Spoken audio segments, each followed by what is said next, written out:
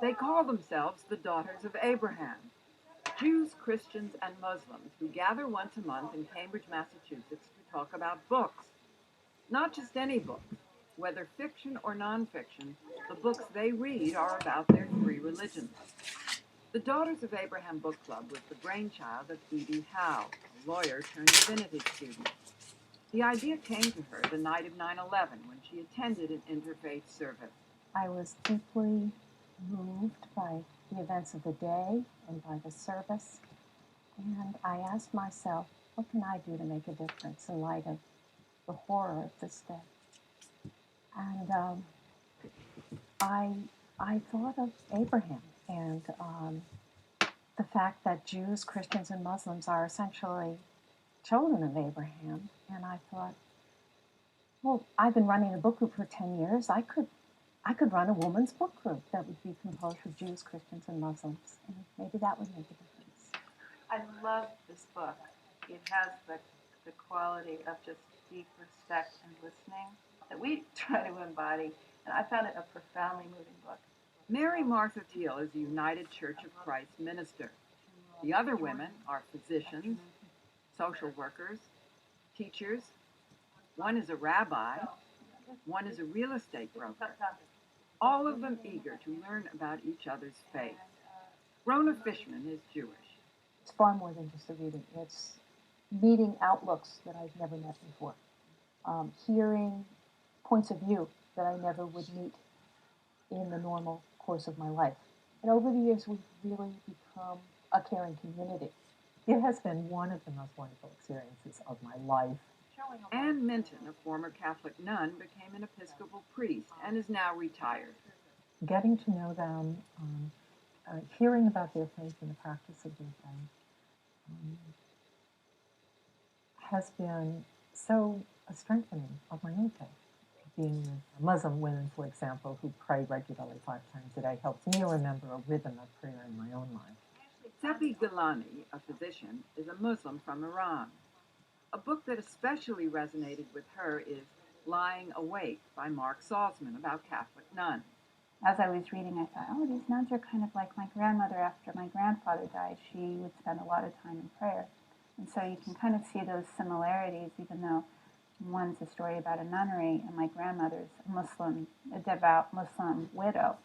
You can see the similarities. And so that's an eye-opener. I've gotten some of my prejudices eroded. I grew up skeptical about Christians because I was sort of taught that they were all covert missionaries in some way and that they'd love to have me convert. And that really has eroded. What surprised me was how quickly relationships formed among the women. There were personal difficulties that women of one faith tradition would go over to the home of a woman of another faith tradition, leave food, sit down and talk. In 2003, I just had a bad year. I had a very dear friend and family members all terminally ill and dying one after another. So we didn't have people in the house unless we were in mourning. And a number of people in the group were here for the mourning. But more importantly, they were there for advice. You know, when my life was changing, and having people who are centered in God, who have a big perspective on the world, to tell you, you know, we go through it, we're okay, was even more valuable than people showing up with food. The women have learned to see Abraham through the eyes of each other's faith. It's wonderful to see, for instance, the story of Abraham and Isaac and the different ways that is told. For the Muslims, it's all about Ishmael. And for the Jews and Christians, it's about Isaac. One surprise for the women has been the commonalities among the three religions, even though the rituals are different. The way sin and forgiveness are dealt with, for example. As a Catholic, when I would go to confession, I believed that the grace of God came through the priest. Muslims don't go to confession as Catholics do, but try to be better people in their own way. Because there is no concept of original sin. You can always, if you've had a horrible past and you've done a lot of ill deeds in the past, you can always make up for it by making sure you do more good than bad. Jews, especially during the high holidays, are also bent on self-improvement. We're preparing for the New Year cycle, which is very much about getting back on the path. The language is almost the same. It's turning around. One very strange thing that has happened to me is that I now think in the sort of 3D paradigm. I cannot think about Christianity without thinking about Judaism and Islam. They're inextricably linked in my mind forever, I guess. There is in this group an agreement to avoid conflict. Still, there are differences among the daughters of Abraham, and there is occasional friction. The friction I would have imagined were between Christians and Muslims, or between Jews and Muslims, or between Muslims and Christians. And actually, the friction that we've had is within the religious cohort, that we've had liberal Protestant Christians saying dismissive things about Catholics. We've had conservative Jews saying dismissive things about Reformed Jews.